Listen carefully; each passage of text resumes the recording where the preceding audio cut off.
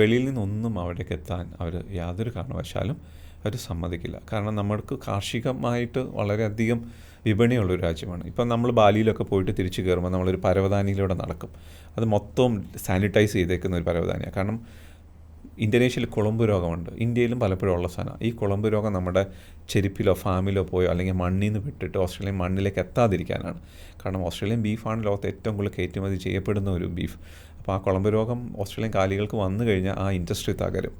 അതുപോലാണ് ഈ മുന്തിരിയിലുള്ള ചില തരം ഇൻഫെക്റ്റഡ് വരാൻ സാധ്യതയുള്ള ചില ഫംഗസസുകൾ. ഇത് പ്രകാരം ഓസ്ട്രേലിയയിൽ വന്നു കഴിഞ്ഞാൽ ഓസ്ട്രേലിയയുടെ വിനിയാർഡ്സ് ഏറ്റവും കൂടുതൽ ബ്യൂട്ടിഫുൾ വൈൻസ് ഉണ്ടാക്കുന്നത് നമ്മളാണ്. അത് മൊത്തം നശിച്ചു പോകും.